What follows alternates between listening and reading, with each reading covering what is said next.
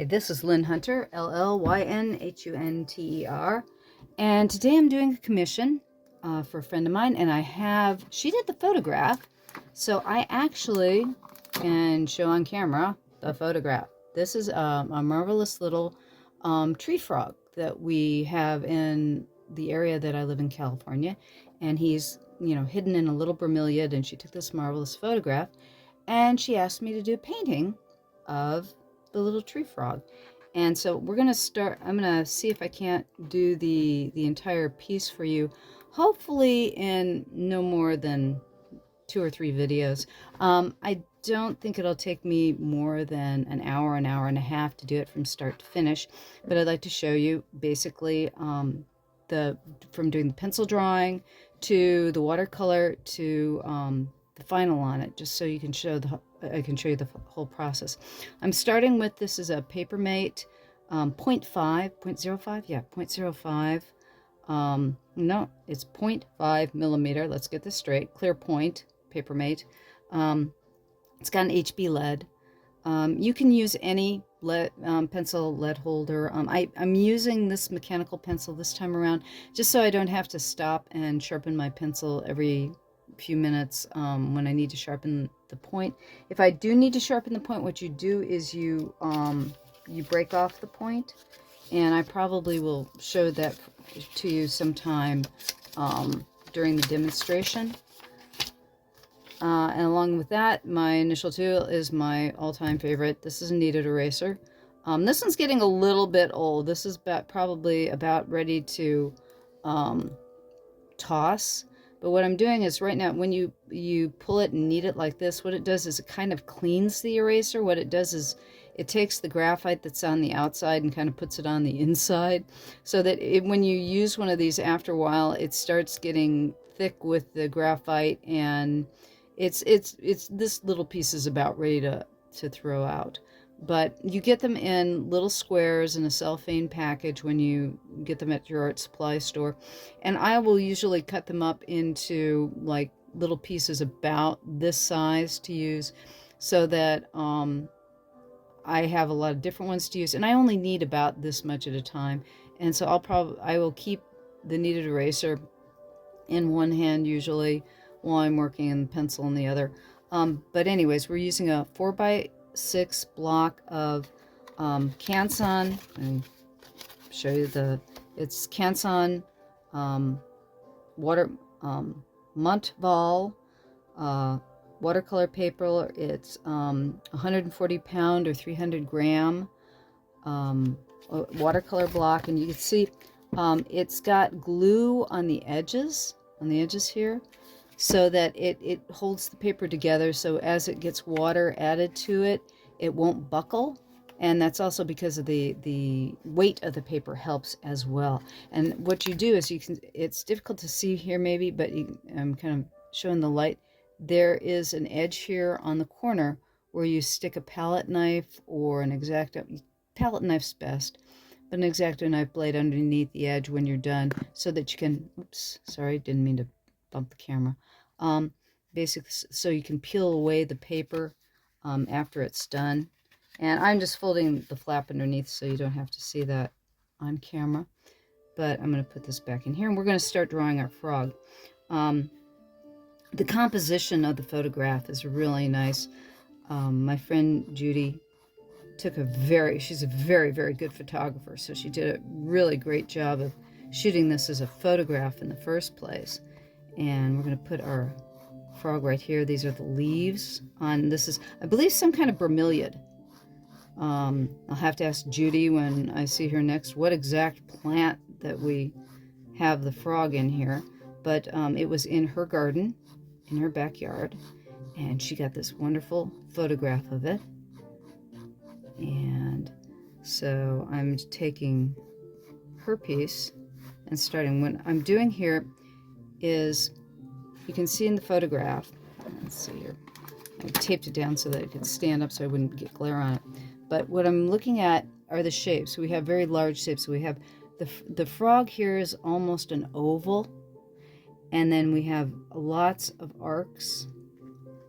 And I'm looking at these negative spaces here and here where the ground is, and these arcs of the leaf and the relationship to the edges.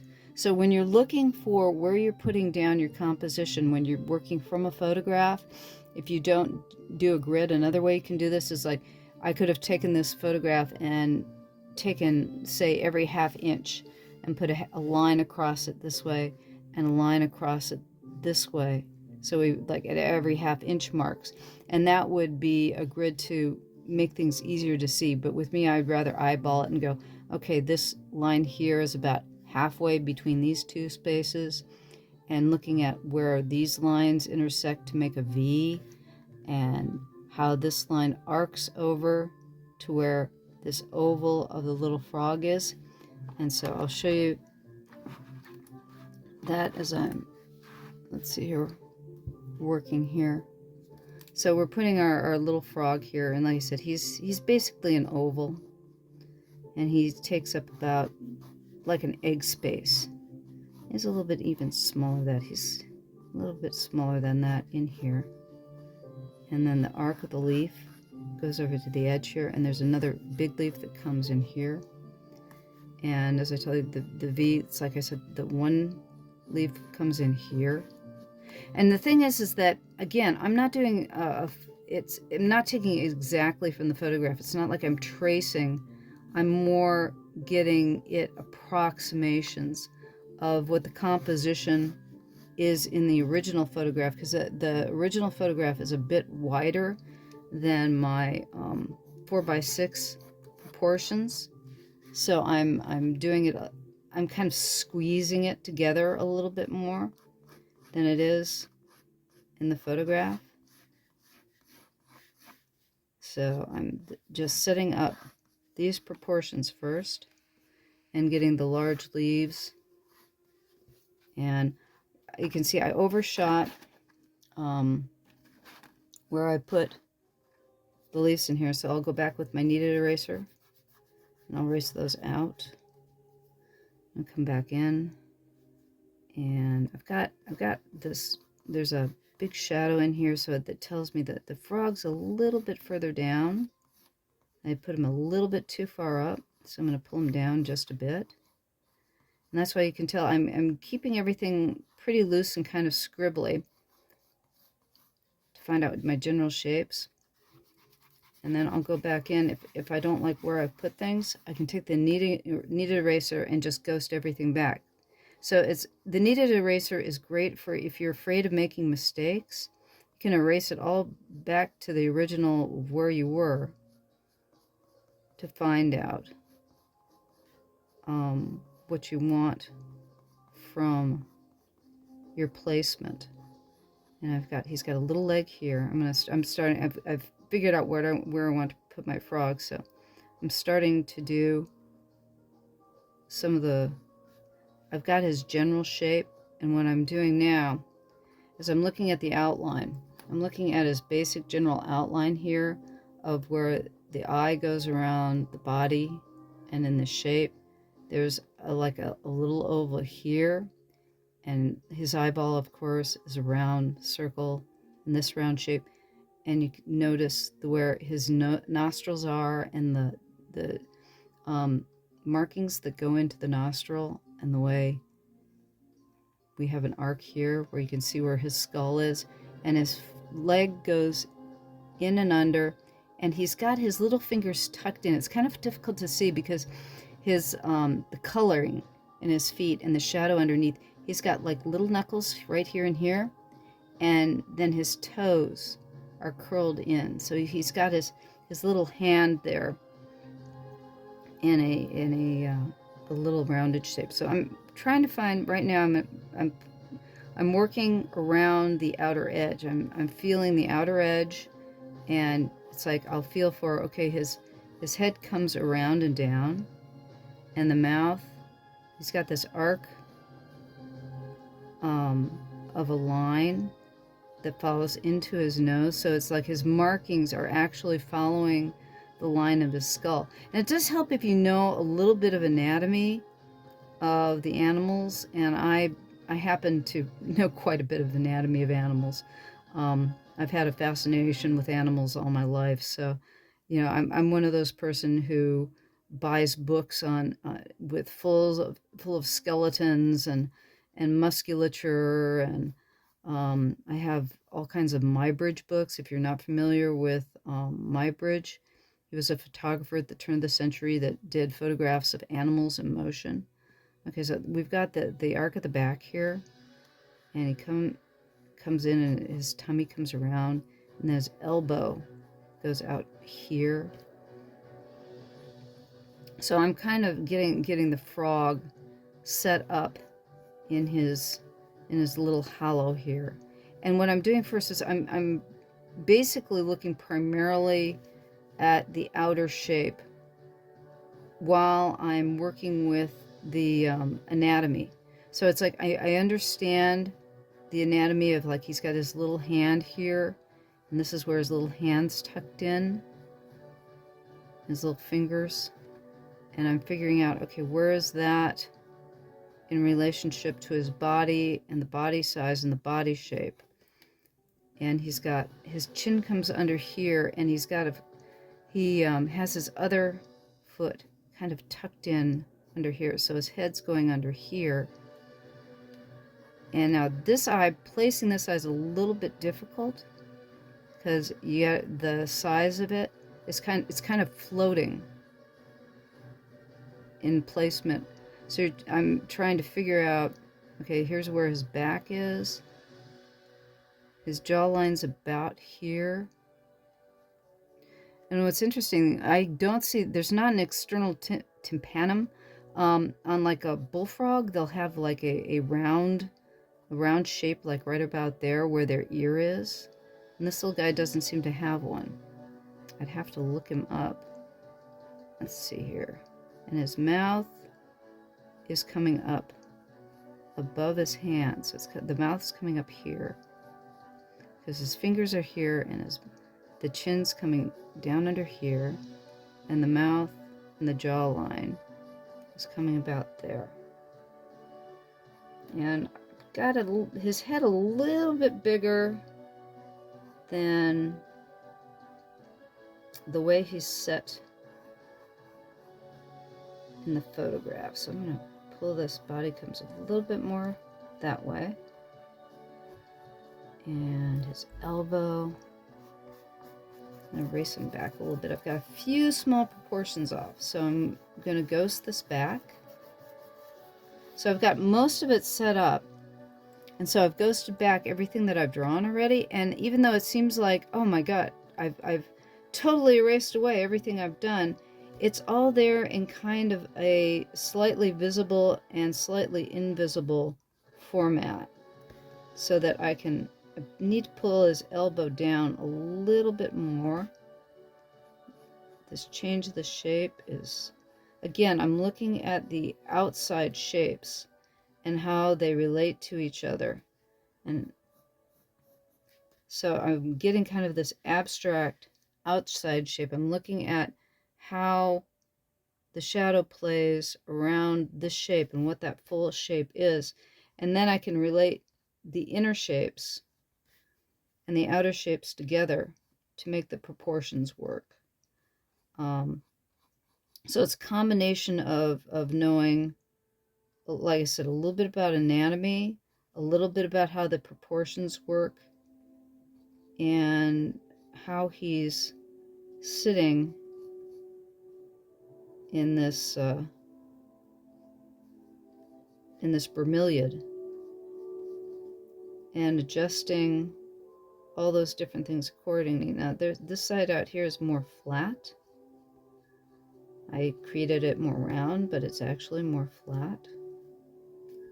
And these are things that when you have a photograph like this, you can be a little bit more accurate to the photograph, but you can also change things. If they aren't working right, you can make them fit within what you think would look better.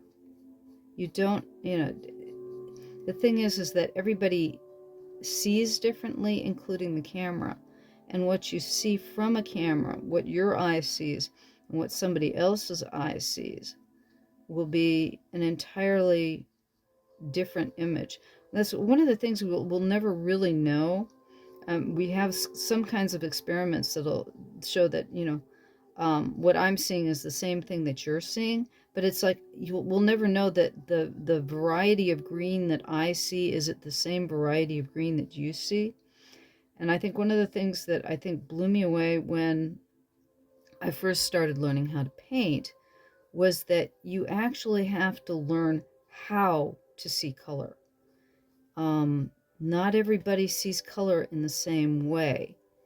And I think my favorite piece of information that now it's like I've pulled this eye just a little bit forward, and I can tell I'm off, because you know that a frog is going to have his eyes are going to be more or less lined up with each other.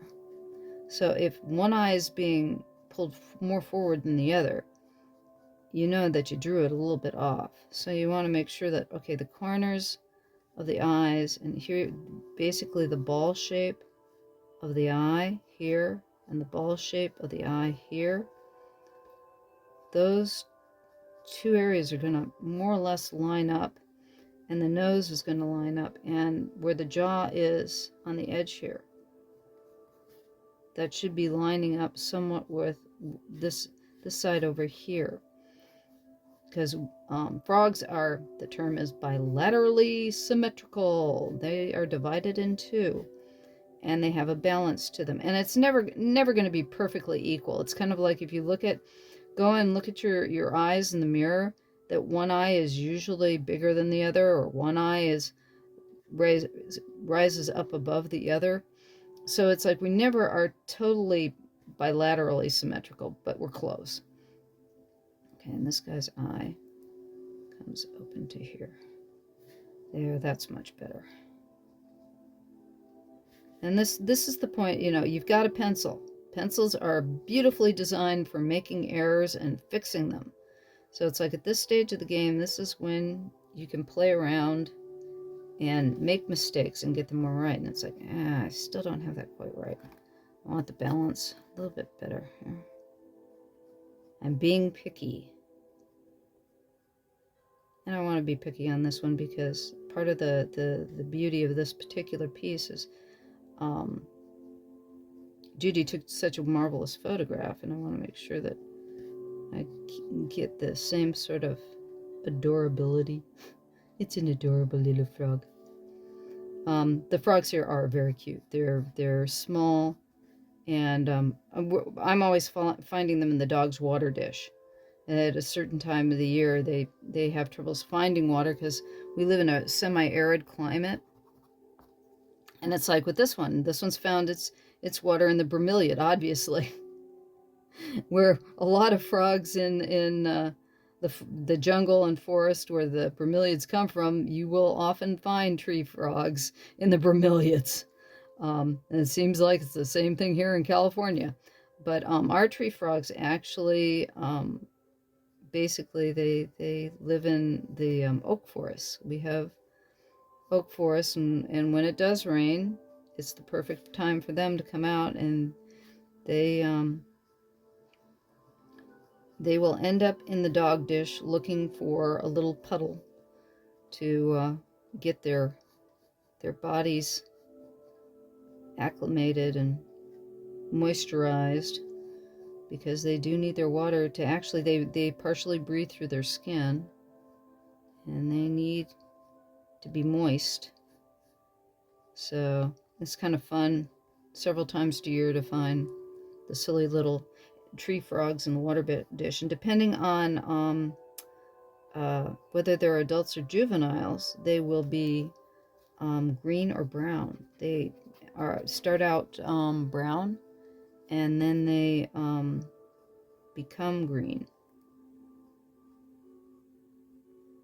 And I'm not sure what the age on them, you know, whether that's whether they only live a year or not. I haven't looked into that actually. But I do know that the younger they are, that usually they're brown in color. Okay.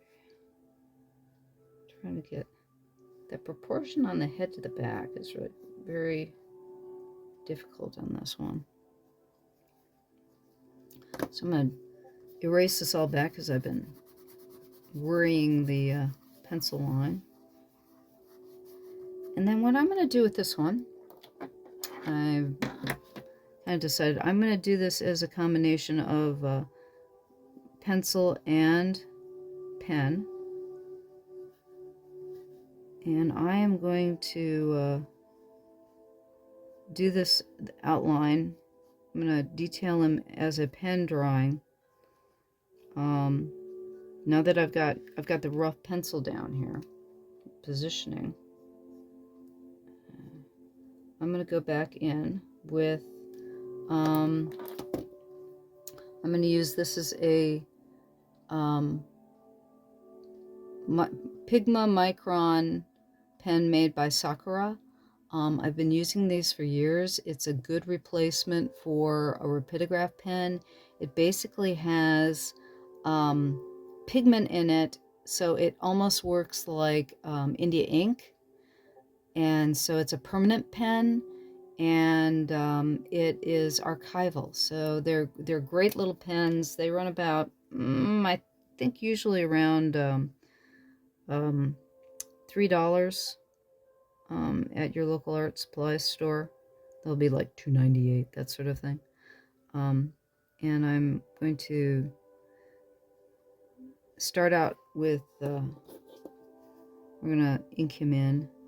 And this one's not. I abuse my pens. Yeah, that's a better one. This is a point, like I said, this is a point 005, so we're talking a very, very small point on this baby. There, that's better. And what happens is I have a very heavy hand, so I keep several of these around, and they have varying degrees of my abuse, because the heavier you draw with them, the more they'll bend. Okay, yeah, that's better right there.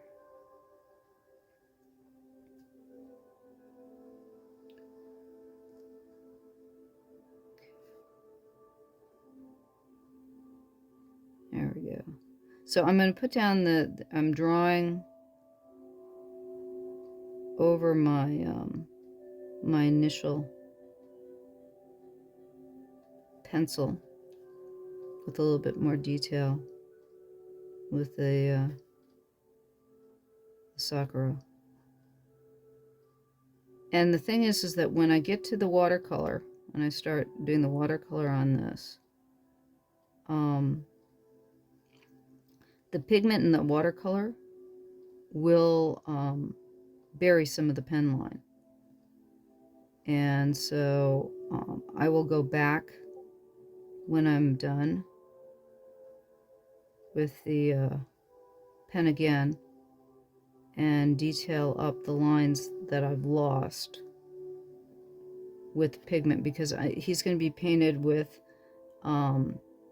yellow and green, and especially yellow. Yellow is a very, very pigment heavy color. I might come in with a little white, and white is also pigment heavy.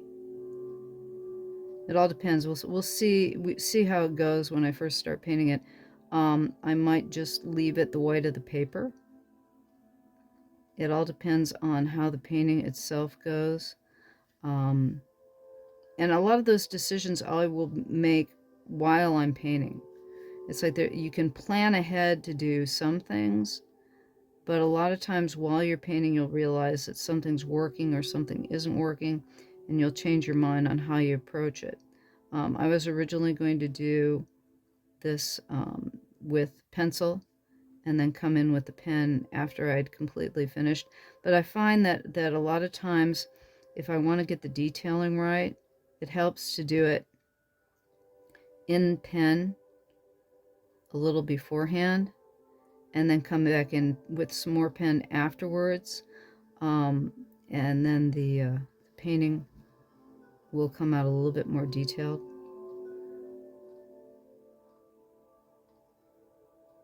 And the thing is that it's funny. Some people think that you're cheating, quote unquote, when you use extra line work. I mean, I've presented my work to art directors sometimes, and you outline everything, and so I don't like outlines, and it's like, oh man, I have been frustrated as heck with people who don't like a particular way you do things, and it's like, fine, don't hire me.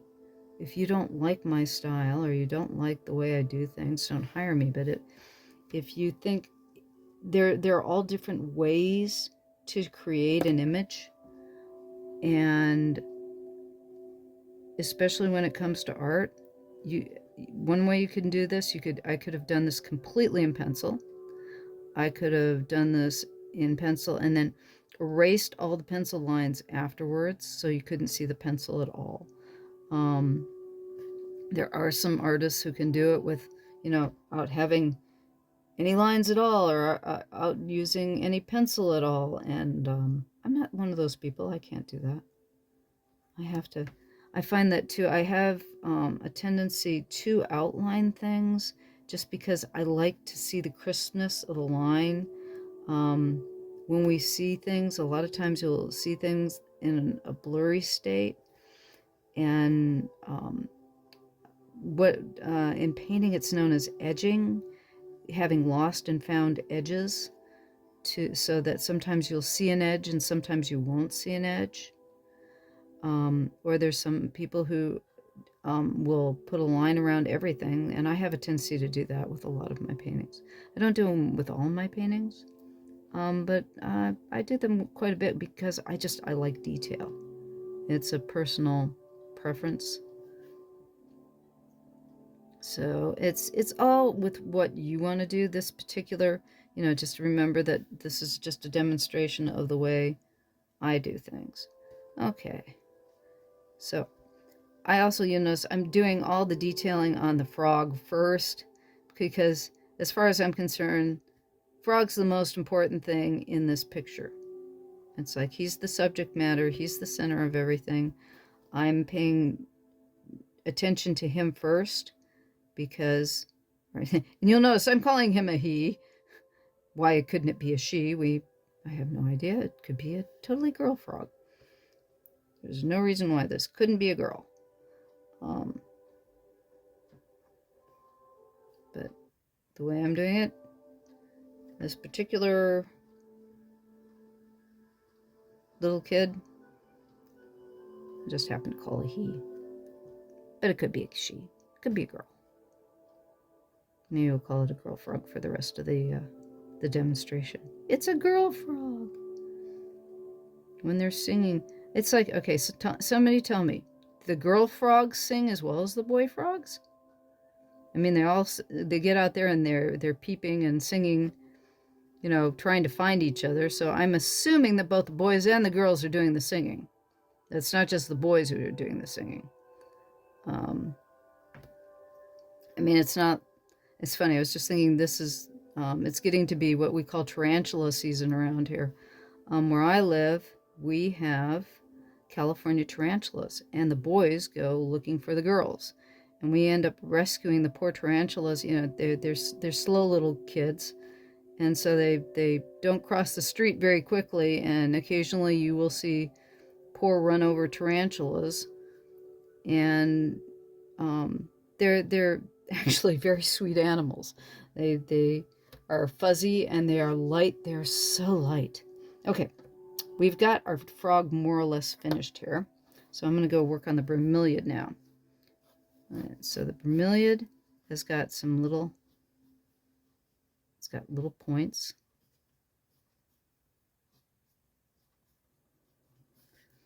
And then over here, and then it has this wonderful arc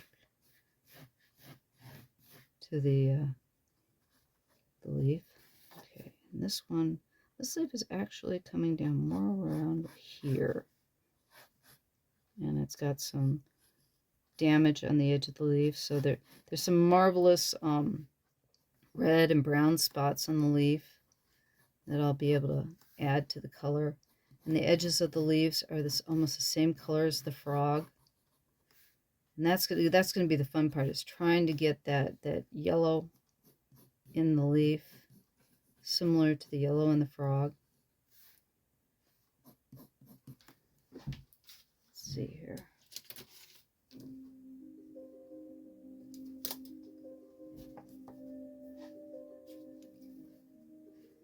And I'm going to add, with the pencil, I'm going to do a little bit of detailing with the leaves right now, so that it'll be in the underpainting as well, because the bromeliads have a little bit of striation on them. They have that fibrous leaves.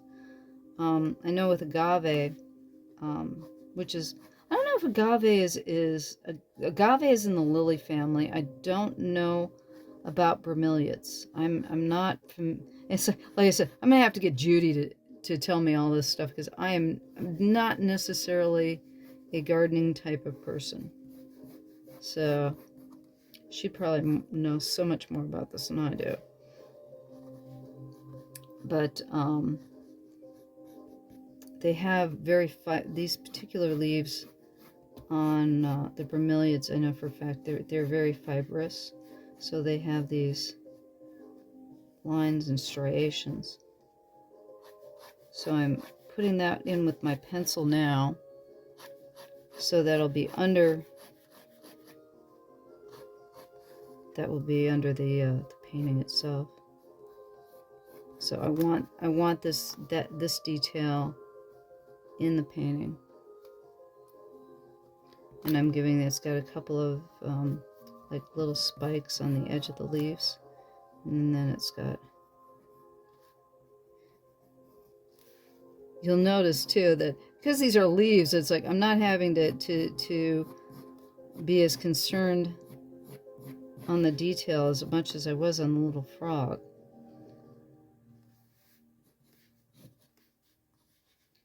And then there's all kinds of schmutz on the ground here. And by using the pencil, and I'll probably do this with the pen at the end too, by just kind of scribbling, as you can see in the photograph here, all this area is very muddled and jumbled. So it's like I'm going to be using my pencil to kind of do that jumbly, leafy mess. So I'm just kind of scribbling. And then I'll throw in a few pieces that look like. Actually, it looks like she's using, we have, what is it called? I want to say gorilla grass. That some people use in their gardens. Looks a little bit like that.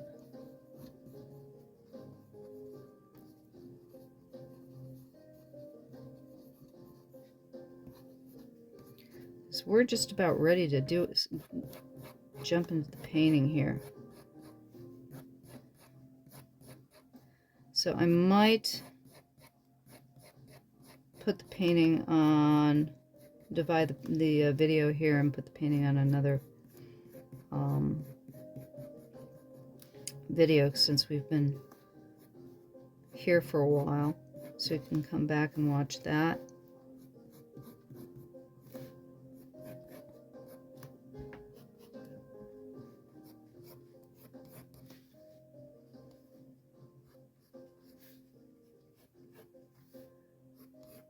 He's just tucked into this leaf here. I gotta make sure that that reads when I paint, that he's tucked into this bromeliad here. And he looks kind of, the thing is that until we get the pupils painted in on his eyes, he kind of looks wooden and flat. But once we get these eyes done, and I put the detail in the eyes, that'll really bring him out.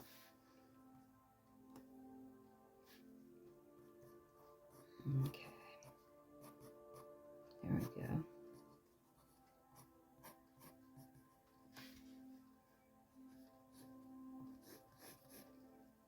Okay. So that's our base drawing. And I think I'm gonna do a little touch up on him because his arm really comes in more here.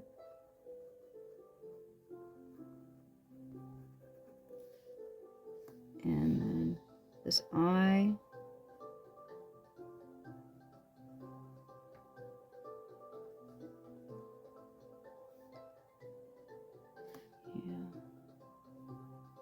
So focusing on, okay, what do I need to do yet?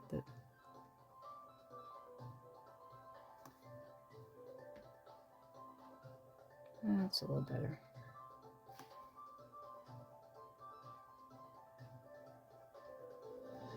Okay, here we go. Alrighty, so that's more or less our drawing. And see there? Adjust that a little bit. There we go. And I think we're ready to get going on the painting here.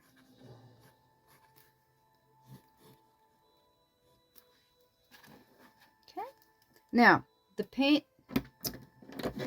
we're going to be using, this is my Cotman traveling watercolor set. You can get this for about, I think it's like $12.50 nowadays, something like that, from Winsor Newton.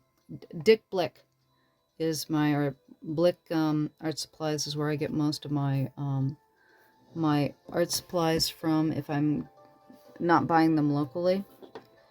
And I thought I'd use the traveling kit primarily because you can see what I'm doing in the video this way a lot easier.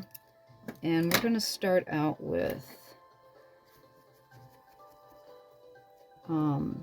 there's primarily the colors that come in the set are, there's a permanent green and permanent green light, I think. And I'm going to start out with those, and I'm going to just get the base colors down here. Let's see.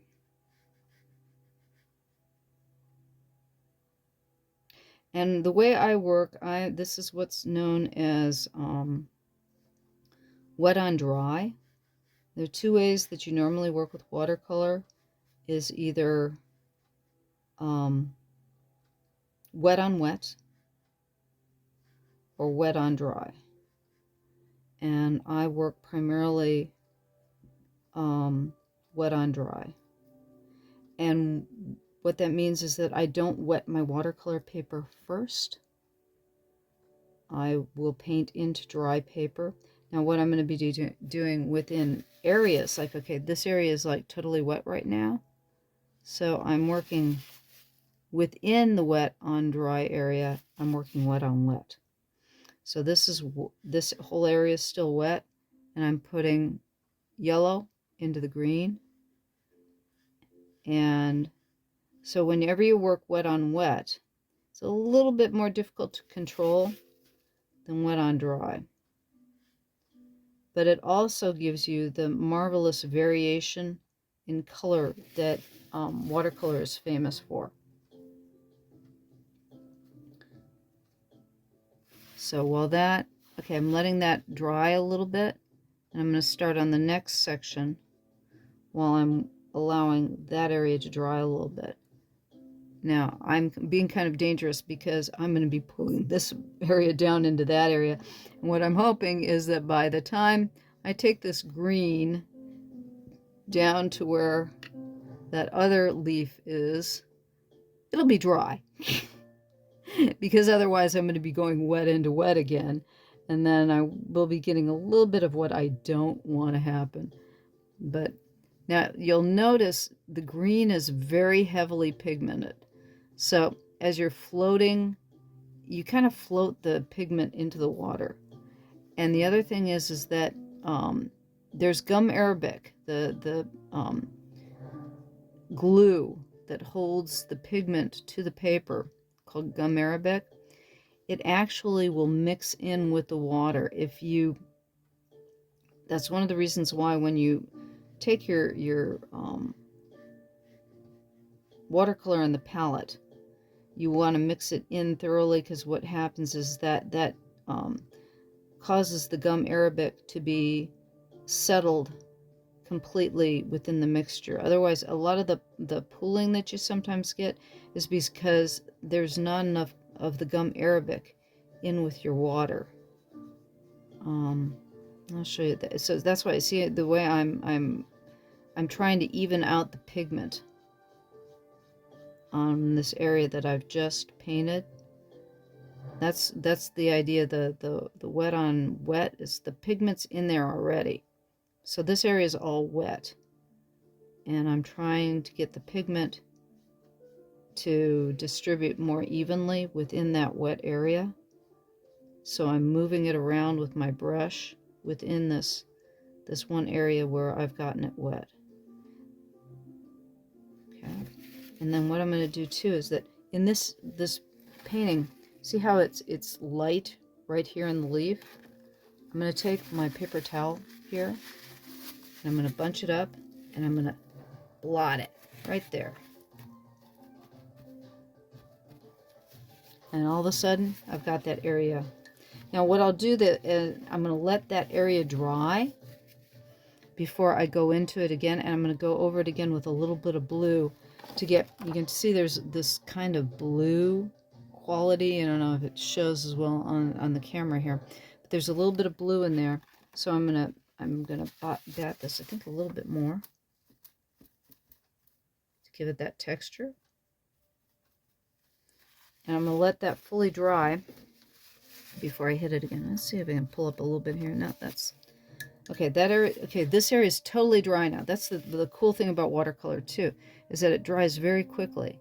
And I've got this kind of scumbly area there. So I'm going to take a little bit of water.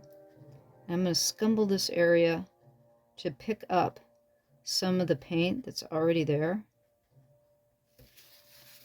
I'll let that sit for a moment, and then I'm going to blot it. And you can see how that I pulled away some of that water, that paint there.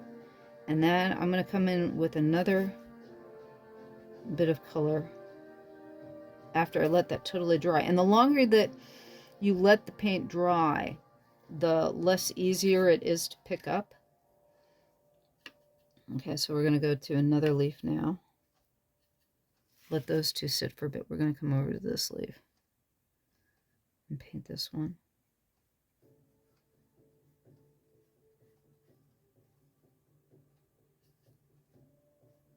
Now sometimes one of the things I'll show in another video, not this one, but I will paint all the shadows in burnt sienna, and then I will go over the painting completely afterwards.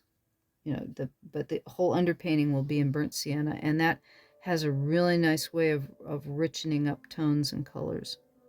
This one I'm just going straight to color, just in this particular area.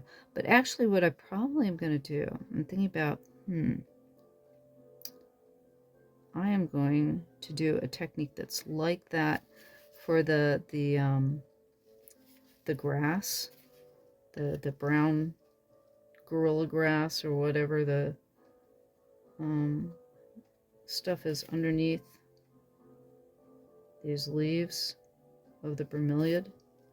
I think I'm going to lay down a purple and maybe an alizarin, a little bit of alizarin and crimson maybe, to get the area underneath the gorilla grass. Or maybe I will do that burnt sienna. And then do the alizarin and crimson over the top of it. So you can see right now, while I'm working on one area of the painting, I'm thinking about the other areas of the painting. Okay. I pulled up too much, so I'm gonna. There we go. That's good. And again, I'm not real worried, especially, okay, these are leaves, right? So you've got all kinds of different scumbly qualities to the leaves. So it doesn't have to be perfect.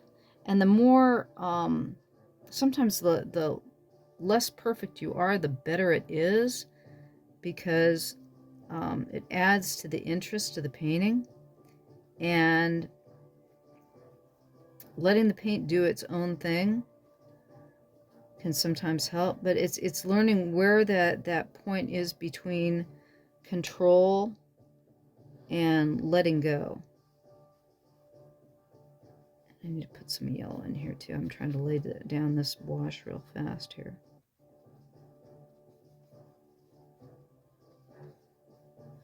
And also when you overlap the washes, you can tell how there's like a darker line where you overlap. And I feel a lot of times that adds. Okay, I need to add some, there's yellow. Like this really intense yellow up here.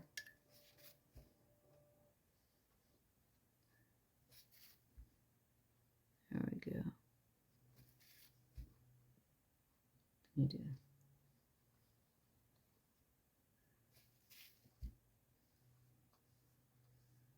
Let's pull up that. For some reason this yellow just doesn't want to lay down. Keeps going really green on me, which is okay. It is green there, but it's also these particular leaves here have like these green edges. I'm sorry, these yellow edges. There we go. That's what I'm looking for. And that's the same. That's the color that's on our frog here.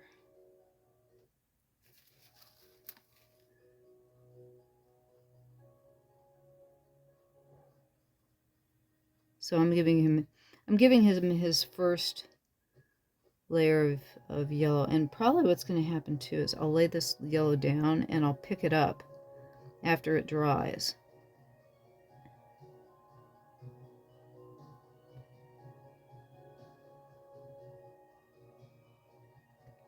Because he's going to be, he's got this creamy color to him.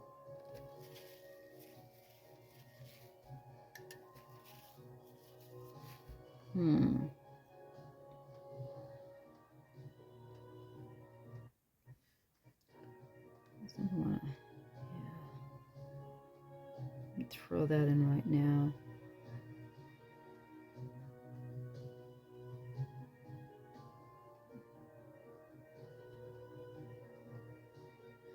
And what I'm going to do, I'm putting all this brown down, and then I'm going to blot it up, because that'll still, it's interesting. Some colors will dry darker and some colors will dry lighter, and it's not really a white, it's more of a cream that he's got there. So I'm going to do that. Okay. And I'm going to paint this leaf to the front. And these are all the base colors, because I'm going to be going in over all of these again with bits of red and blue, because the leaves themselves have bits of both in them. Whenever you've got green goes to shadow with red, yellow goes to shadow with purple. And I really, really like to use purple and blue shadows to pull out a richness in a painting. It's a personal preference of mine. And there's a lot of white in here, so I'm gonna. And also, when you blot with the paper towel, you'll notice it gives it a texture. So that's kind of the underpainting, and I'm going for both the underpainting and the texture with that. Now, for the browns back here, I was telling you, I'm trying to figure out what I want to start with the underpainting on that. And I'm thinking I'm wanting it to be more orangey and then go dark, because again, with watercolor, the biggest problem is that you have to go from light to dark. You can't go the other way around. You can pull away. Actually, I shouldn't say that. When you've made the mistake and you've gone too dark, you can always add water and take away whatever you've put down. And a lot of times, if you find that you've gotten a painting too muddy, or you've added too much color too fast, pulling all the color away with a wet paper towel sometimes will be your best friend and give you the best results.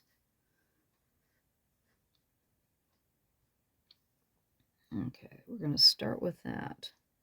Start with a more orange color.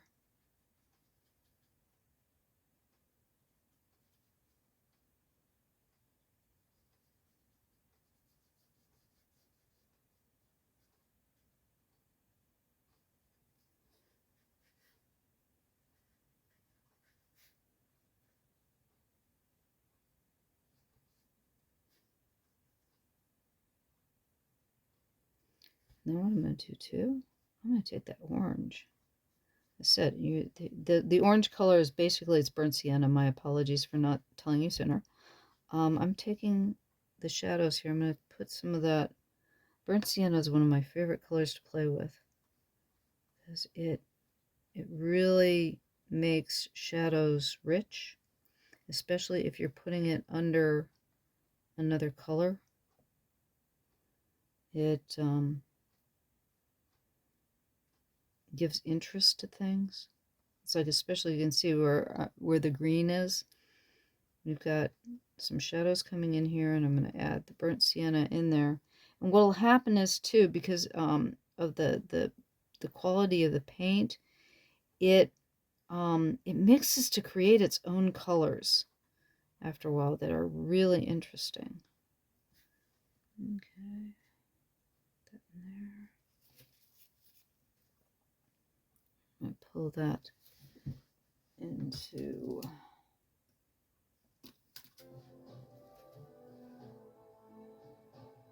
There we go. You can see I'm putting some burnt sienna up here and down on this side over here on the leaf.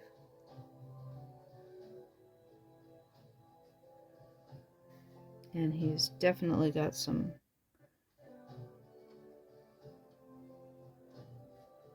shadow over here. Now you notice that I put where there's little bits of overlap. You can pull that out as you go on.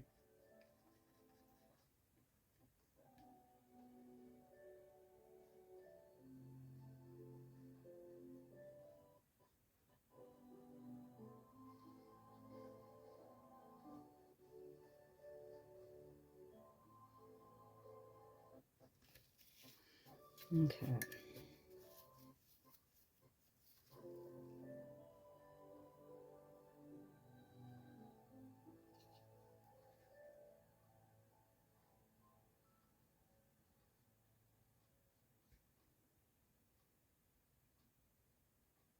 And he's got this sleeve's got this really interesting green right there that I want to capture right now.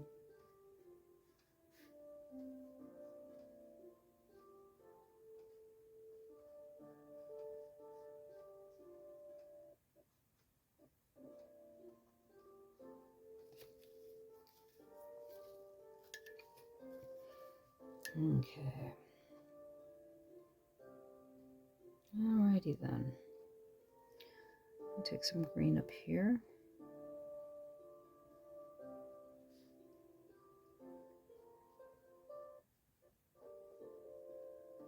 And you'll note I'm painting all different areas of the painting at the same time. I'm kind of jumping all over the place. At this point, a lot of what I do is going from place to place on the painting, because you want some places to dry faster than others. And I'm also seeing different colors. I'm seeing where I need to add more of different colors. And I'm starting to go in and do the details.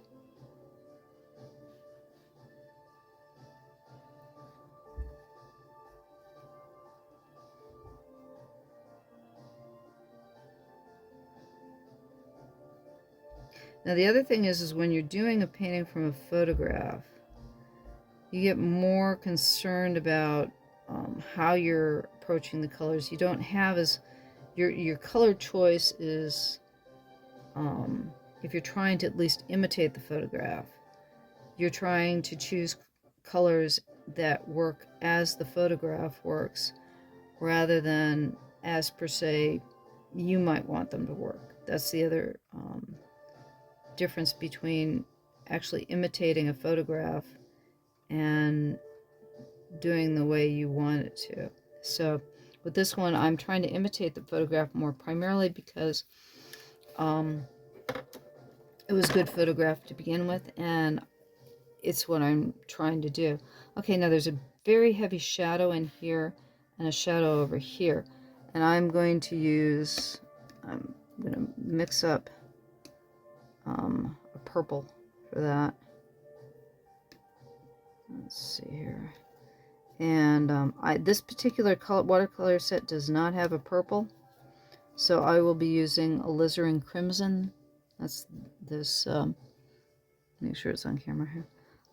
That's this particular color right here. This red is alizarin crimson, and a cobalt.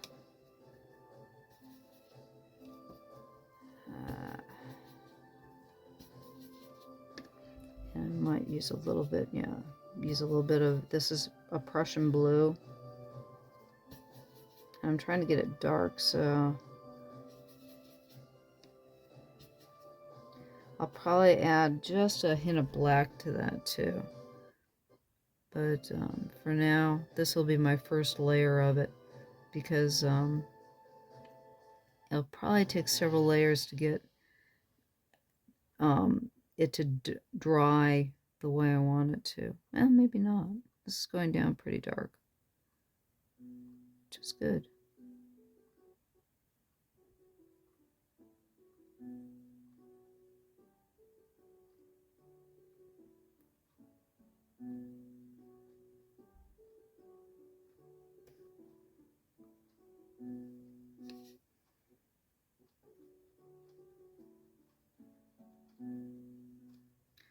You can tell I'm scumbling it to kill the edge.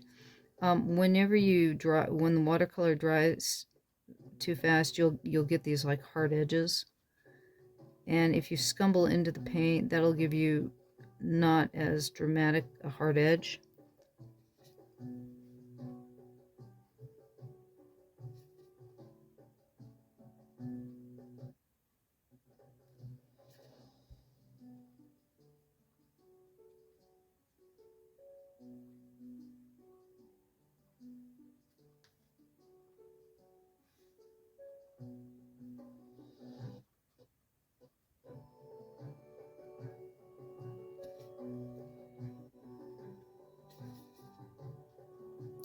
Let's put the purple on the other side.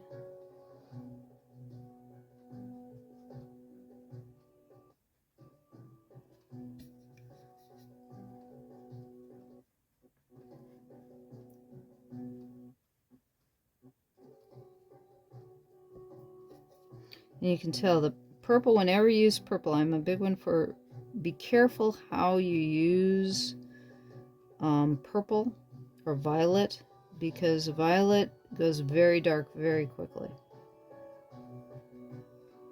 So if you want an area to be dark, it's a good color if you're going to go very dark. But again, just like I said, be judicious about how you use purple. Just because it's a great accent color, but it goes very dark very fast.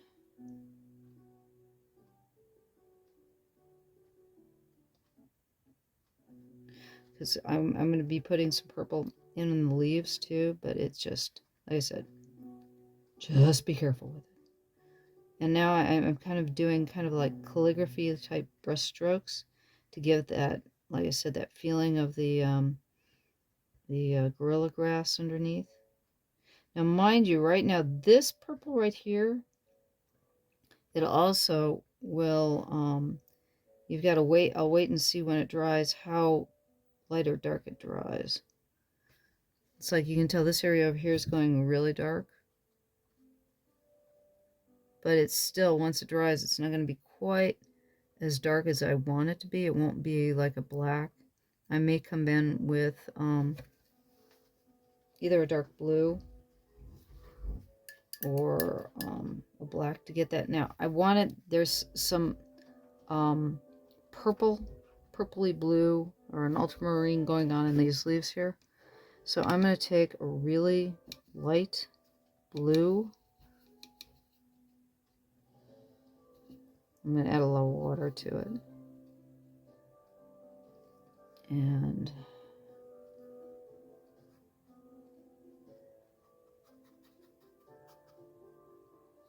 put it over the top of that.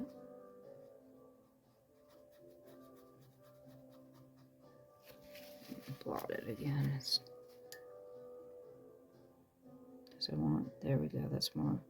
I want to get that blue in there, but I still want to have that feeling of the light color coming through.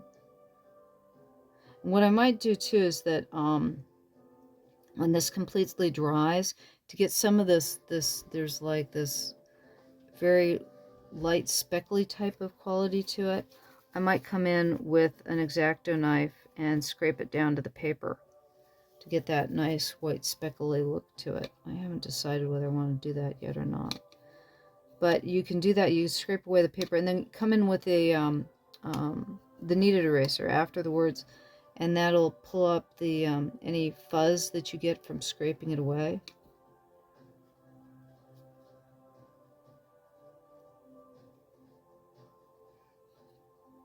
And there we go.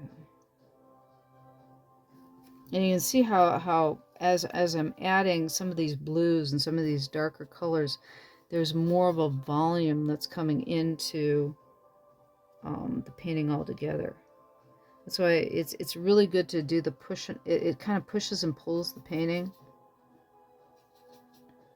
And it's also one of the reasons why you want to go over the different areas of the painting to keep pulling. You keep pulling it.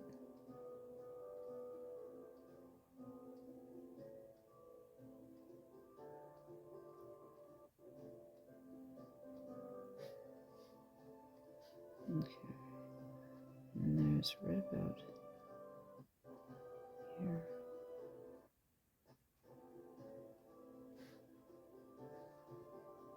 Okay. And there's some, like I said, there's these little areas on the leaves. And this is burnt sienna that I'm adding, where the leaves have gotten kind of brown. And that brown on the leaves is also adding interest to the color in the painting. So I'm stippling that in.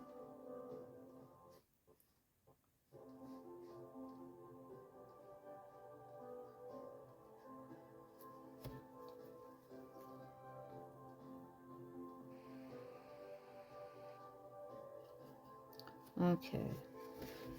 Now, we're going to take care of those eyes on the frog. And then you'll find if I do these eyes right, that'll pop the painting.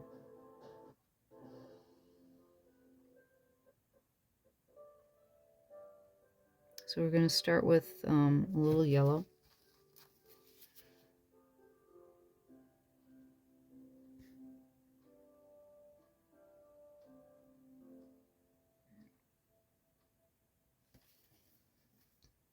And then we're going to come in with a little bit of orange.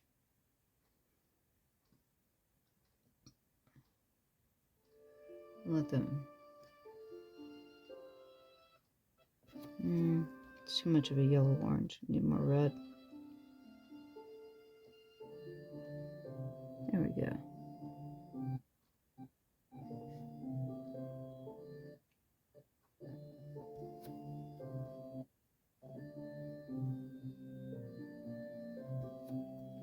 Yeah, that's better.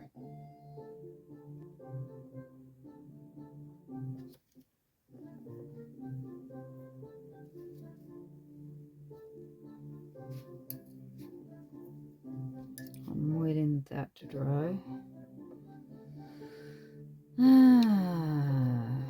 So I'm trying to see how to... He's got some very subtle colors in his green, so I need to pull in just a little bit. I'm putting a little bit of mixing a little bit of burnt sienna into some green because he's got a little bit of shading on his back here to give him some volume. I'm just kind of stippling that in. You'll see where that one little bit of brown overlapped, it just suddenly disappeared. And that's the thing about watercolors, that things will disappear once you add water to them. Let's put a little bit of...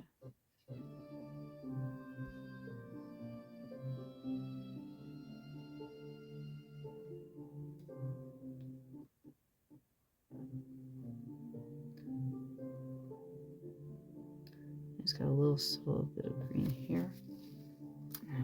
Pop it out.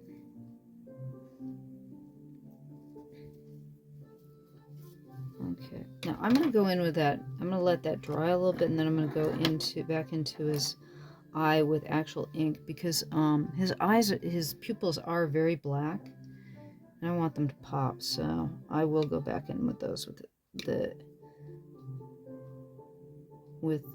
ink pen.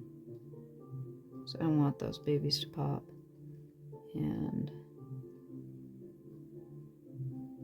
so the thing is too, the edging on this I'm going to handle with pen to make the bromeliad's edging stand out too.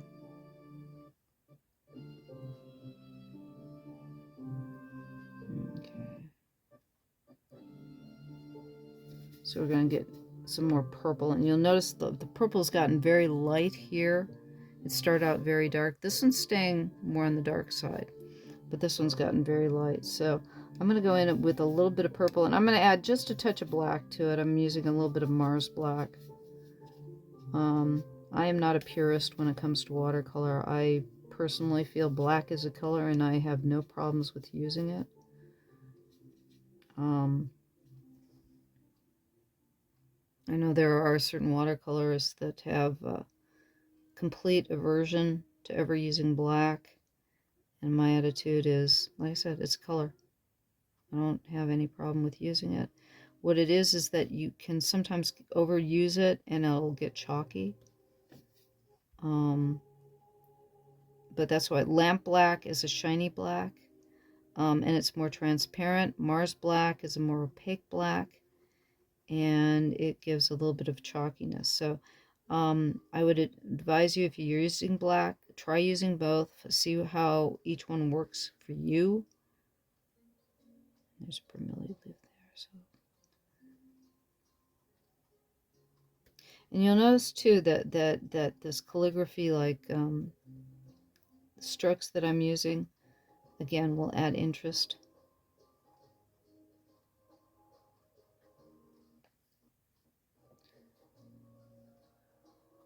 And I'm adding also a little bit of straight alizarin crimson in here too.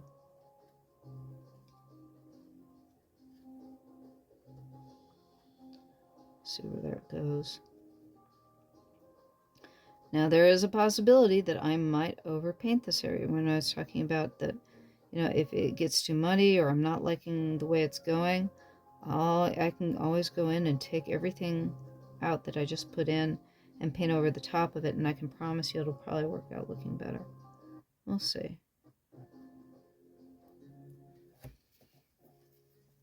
Okay.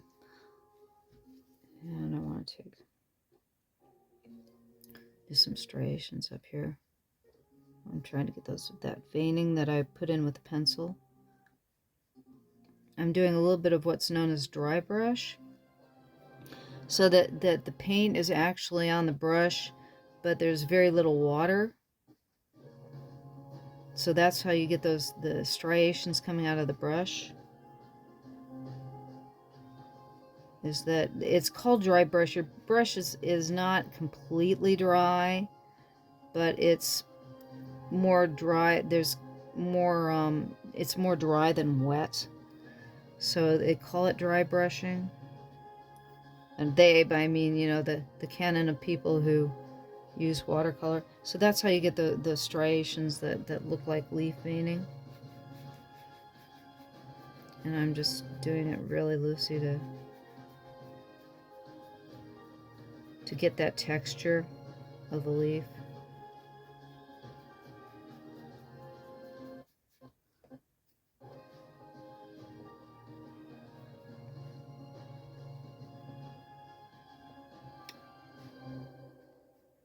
And we're getting towards the end here,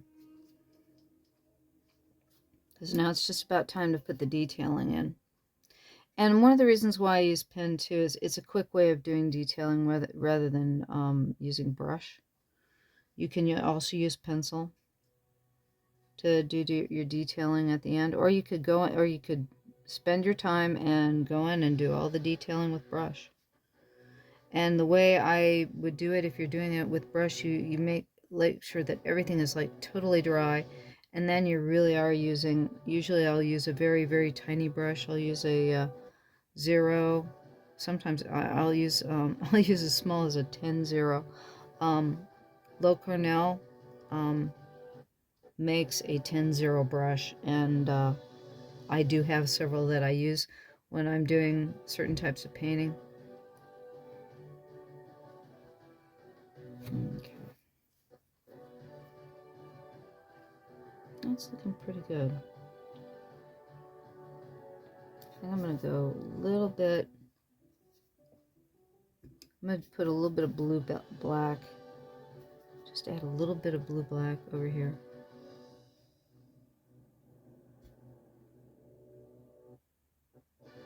And the reason why I'm adding the blue over here is just to give some variance in the color.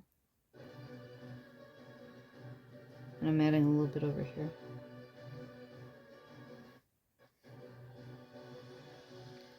And I'll put a little on the leaf here. And over here. And the reason you want to harmonize your painting, you don't want to leave, if you're adding a particular type of color, you don't want to leave it in one area. So you scatter it a little bit across the painting, and that harmonizes it a little bit better. Okay. Now it's time to finish up the frog. And let's see here. He's got more of a little bit of burnt umber in his detailings on his markings. It's not quite, burnt sienna's a little bit too red. You need to put a little bit of yellow in there. Let's see here. Put a little blue. Yeah, there we go.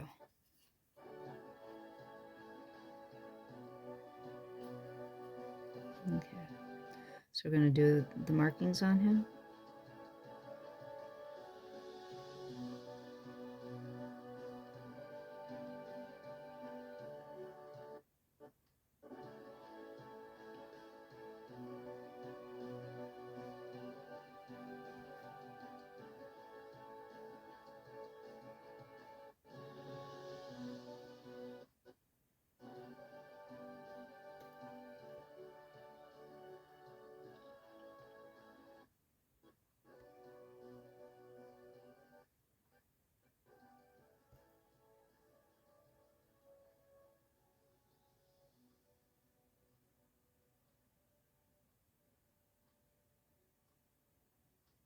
The nice thing is to, on these, when you're painting, in watercolor, you always expect everything to go a little bit, it'll always dry a little bit lighter when you put it down. Okay. And I want to give him,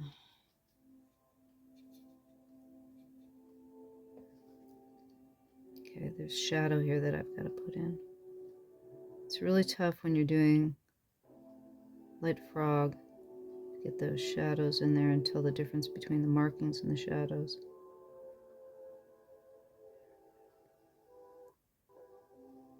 There we go.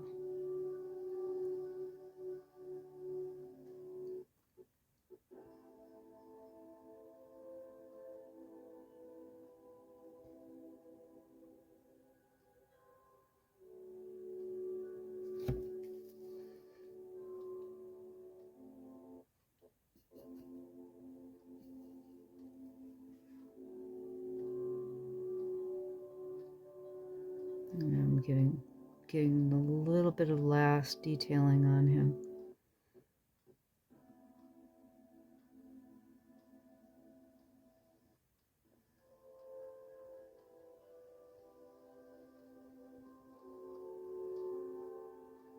Yeah, that works much better.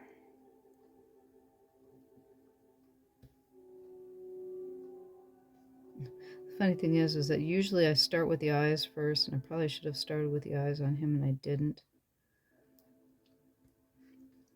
Because the thing that will make him pop is when I get those eyes in there. And I'm saving them for last, and usually I do them first. Because, you know, whenever you get the eyes are the window to the soul, if you get the eyes right, usually everything works. Okay, and he's got this shadow underneath here.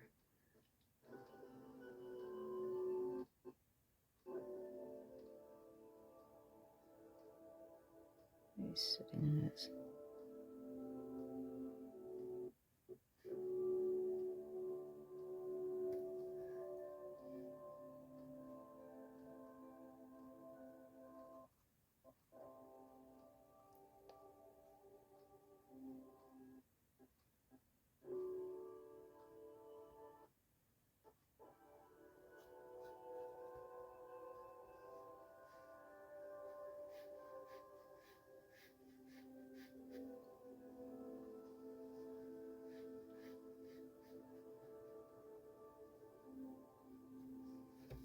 Okay.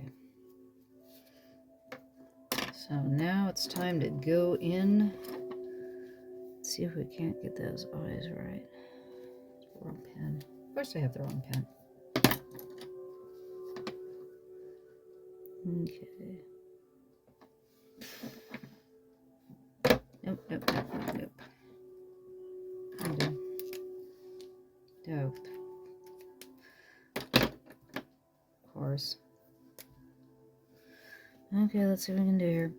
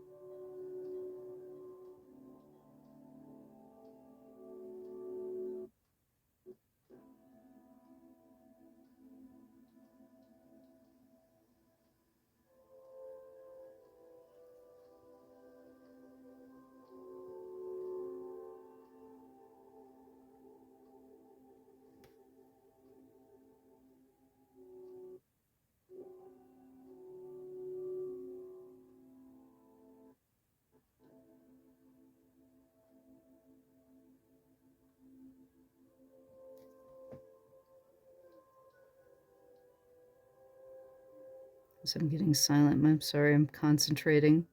I'm leaving you guys in the dark, and I was sitting here concentrating. It's like, oh, I gotta get this right.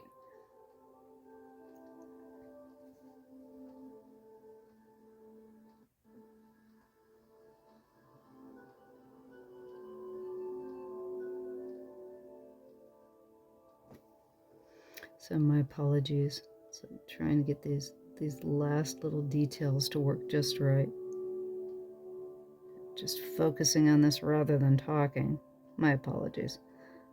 There we go.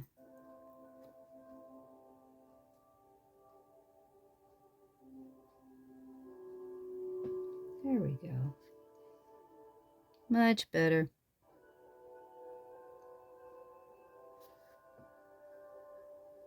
But you'll notice too that when you go back in, or when I'm going back in here with the pen, it sharpens up the edge and he stands out more. Because unlike a photograph where we have all kinds of delineated edges, this is artificial. And even in a photograph, you got to remember, my favorite Magritte painting is the pipe, where it says, "This is not a pipe." It's like you are creating illusion when you are drawing and painting. You are creating illusion. You are a magician. And he's got these little feet. It's like, what do you show and what do you not show? He's got these marvelous little markings on him.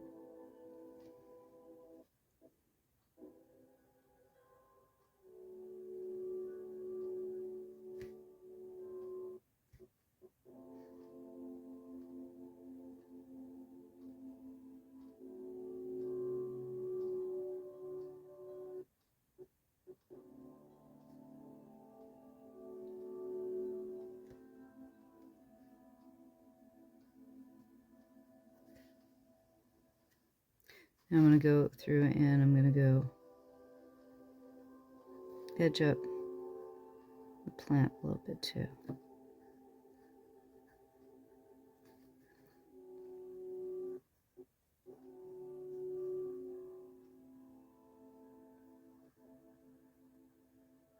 Okay, see, by adding these little details, again, it gives a combination of interest and it hardens up the edges. Because with watercolor, you've got that really blurry edge, even in the hardest edging. I mean, even though we've got, this really hard edge between the green and the black, but if I just add this little bit, I mean, this is a very, very fine line, but by just adding that fine line, it really adds a separation or a sharp separation between one section and the other, whereas before it's a little bit less harsh. That's why I like to, I come in with the pen afterwards, like this. And also with this one, I've lost the spikes on this leaf. I'll get this edge a little bit more.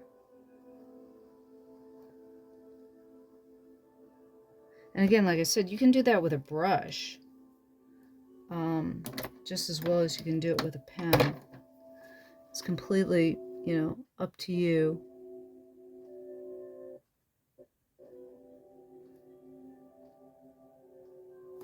Or a pencil. What I would do too is once I get done with the pen line here, I'm going to come back in with a little bit with a pencil to get some more of those striations in the leaves. Just again, I like the detail that goes in for added interest. And I mean, you could go in for hours and hours and hours and really get it super detailed. There are all kinds of ways you can handle this. This is more or less a more expedient way of getting a feeling of detail and edging. And you can tell that this particular pen, like I said, is very, very lightweight, but it still brings out a definite edge.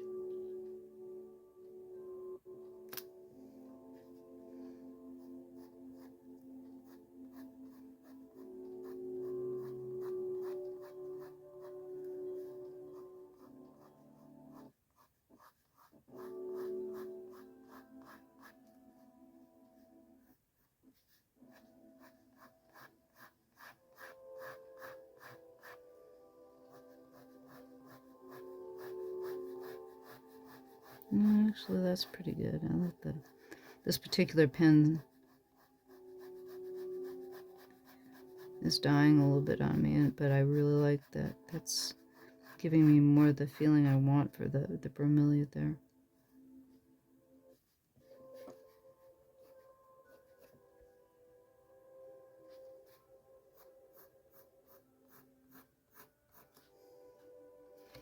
Okay. And the area around, there are a couple of areas. I'm going to take things back just a little bit more with some blue. I want to pull back this area and shadow a little bit more. Excuse me. Other way.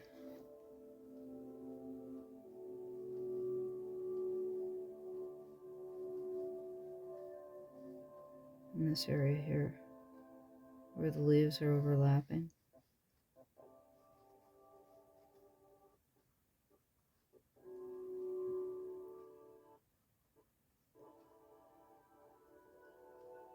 And it's a little bit, pull it down a little bit here.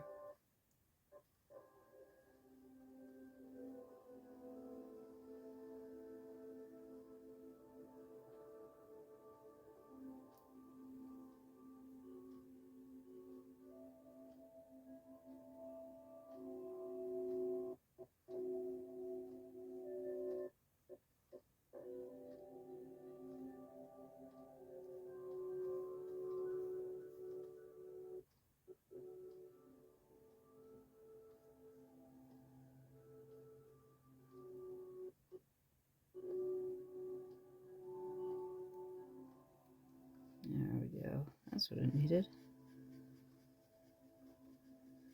I've just pulled in some, this is Prussian blue. Pulled a little bit into the shadow. That helped. Now it's a little bit too thick, so I'm going to wipe it back. There. Yay. See, too. Paper towel. Amazing thing. Put a little bit of it over here.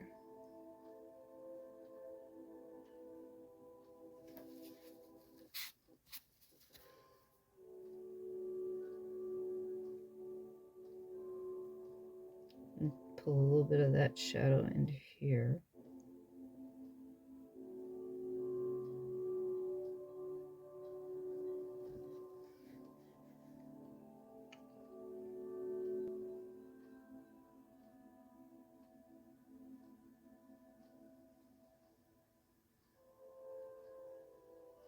And you'll notice I put some water in there. I was trying to darken up this area, and it's causing the paint to move around.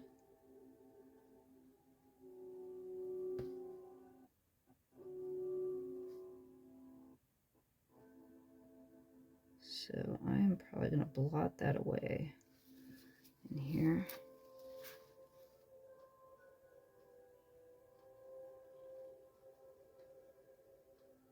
Maybe let that dry and then go back in a little bit more.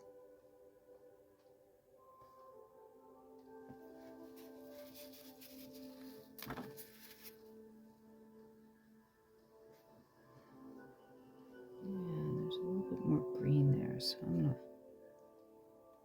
pull a darker green in here.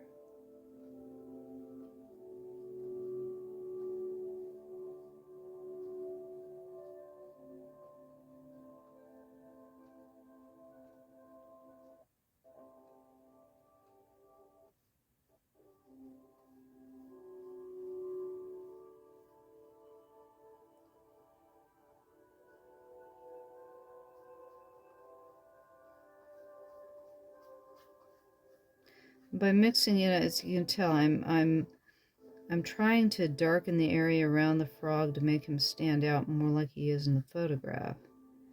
And by, mixing these greens over and over and mixing the colors together, I'm getting more of that feeling that I want. And it's by plan and accident at the same time. And that's kind of the way watercolor works. It's you're planning and you're getting accidents and planning and getting accidents and fixing accidents and then adjusting things. And like I said, it always works better when you're going light to dark. There we go. I want to do something with the front of this, because I want him to stand a little bit more because of this light area in here. He's not quite standing out the way I want him to. Just a little bit more green in there. Just like there's like a line of green here that tucks under this leaf.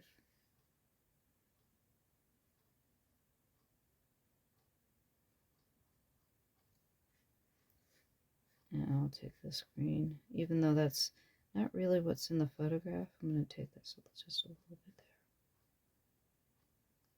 And that takes us to our rock. I think that's it. I think we're basically, maybe not. As I'm looking, there are two areas that I want to adjust. I was like, one more thing and one more thing. And it's kind of like, and that's the way the ending will go on a painting like this. It's like, one more thing. Right there, and, oh, I did that, but how about over here? No, that's not working. Let's try this. I'm afraid after years and years and years of playing with watercolor, there are things that I will see that my brain will tell me, do this now. And sometimes it works and sometimes it doesn't. It's like this area here is not quite working yet.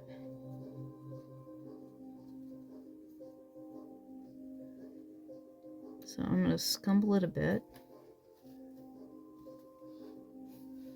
Let that dry. It's not, I need to go back in the, remember what I said about the colors getting muddy or it's not quite working for me? So with this, I'm pulling this up.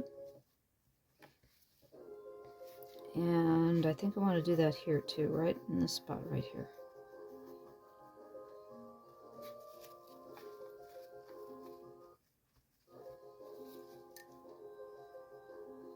So you'll notice that it's the real heavy pigment pulls up pretty easily.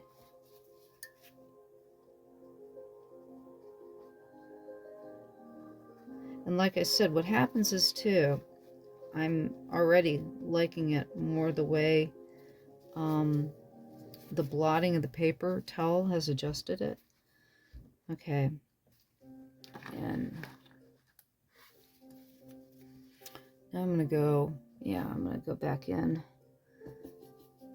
I've got some blue, a little bit of black, and some alizarin crimson.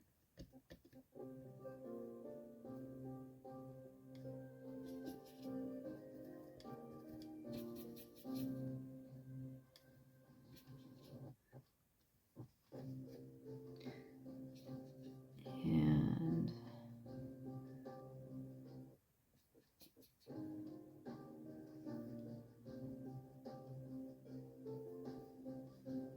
okay.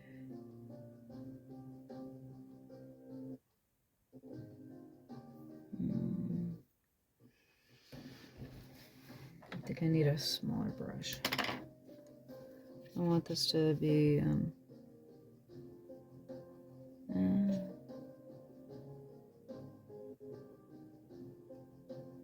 there we go.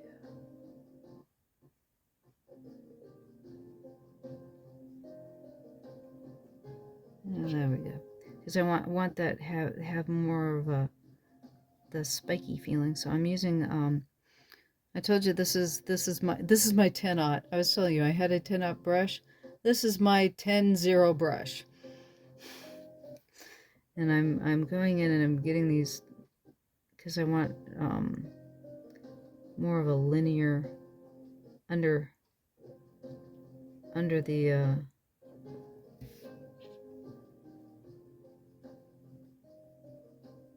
and I'm using, this is a purple that's mixed more heavy to the blue side.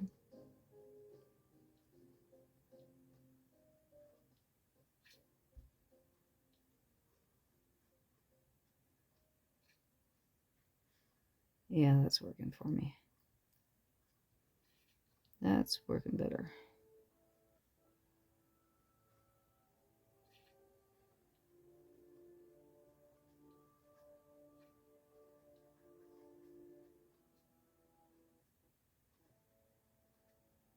Yeah, I like that a lot. That's much better for the area underneath the leaves.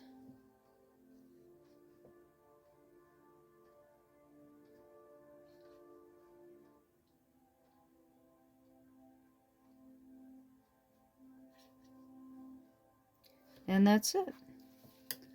I think our frog is basically done.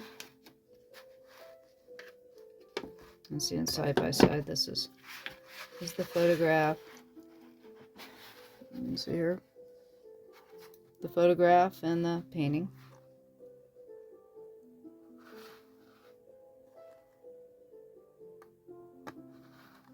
And like I said, it's not like an exact replication. It has its quirks because it is watercolor.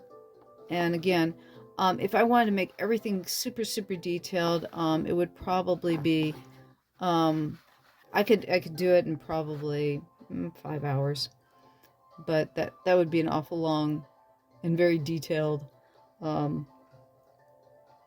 piece. But there you go. That's our little tree frog. Thank you, Judy Hemingway. She was the individual who commissioned me to do this, and this is her photograph. This is this is the marvelous frog photograph that she took. And then there's the painting. Thank you very much for stopping by. My name is Llyn Hunter, Llynhunter. Please subscribe. I will be doing another painting like this next week.